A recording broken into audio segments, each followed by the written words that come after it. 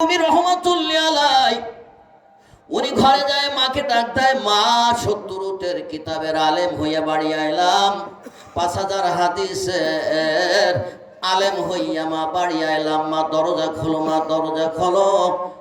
মাইনুত হজরতে মৌলানা জালালউদ্দিন রুমির মা বলে, না বাবা, দরজা খুলবো না, খুলবো না, খুলবো না। বাবারে, তুমি যেদিন আল্লাহকে যেদিন তুমি বুঝা নিতে পারবা, ওই এলেম যেদিন তোমার মধ্যে আসবে, সেদিন আমি মা তোমার জন্য দরজা খুলিয়া দিব। যাও, এরকম একজন ব্যক্তির কাছে যাও, যার কাছে গেলে বাবা তুমি আল্লাহওয়ালা এলেমদারি হতে পারবা। এলমে লাদুন্নি, 2 প্রকার এলমে লাদুন্নি আর একটা এলমে মারিফত। জোরে কোন আল্লাহু আকবার। এই দুইটার জ্ঞান যার ভিতরে আছে, সে হলো হক্কানি কামেল মুকাম্মেল আল্লাহওয়ালা লোক। জোরে বলে আল্লাহু আকবার। যাও বাবা, এই এলেম অর্জন করো।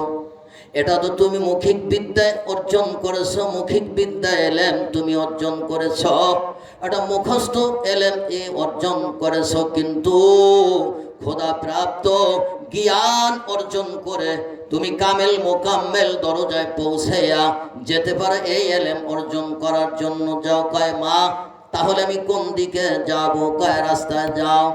হাঁটতে থাকো, হাঁটতে হাঁটতে 4 রাস্তা শিমুল বাজারে, ওখানে যায় দেখে একজন পাগল মজনু লোক, পাগল লোক বসা। উনি বলতেছেন, আমি মৌলারে যদি পাইতাম, আস্তে আস্তে হাত পা ভেঙ্গে আমি তার আদর করতাম।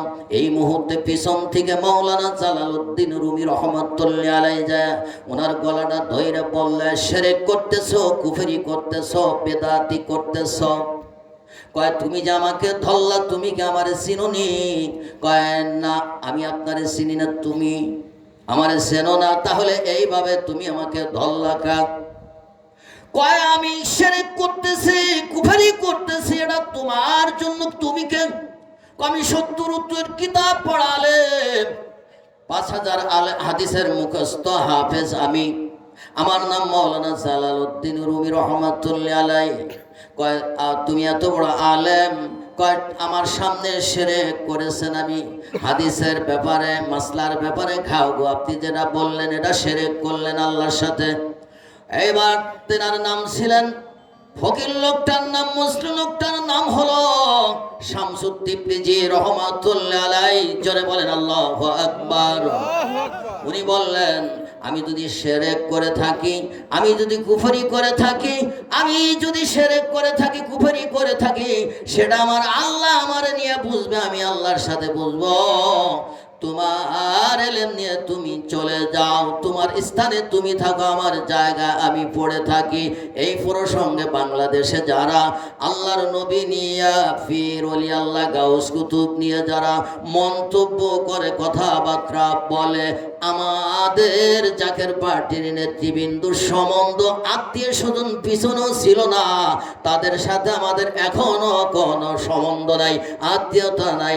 আমরা আমার পীরকে মাথার তাজ হিসেবে ভালোবেসে যাইতেছি। হুজুর কাবলাজানকে ভালোবাসে, তার মধ্যে কি আছে না আছে এদেশে তারা জানবে না। কথা বলেন ঠিক না? আমার ভাইরা, প্রসঙ্গে আমি ধারাবাহিকভাবে আগায় যাওয়ার চেষ্টা করব। মাঝখানে আর একটু কথা, আমরা নামাজ পড়ি, কথা বলেন কি?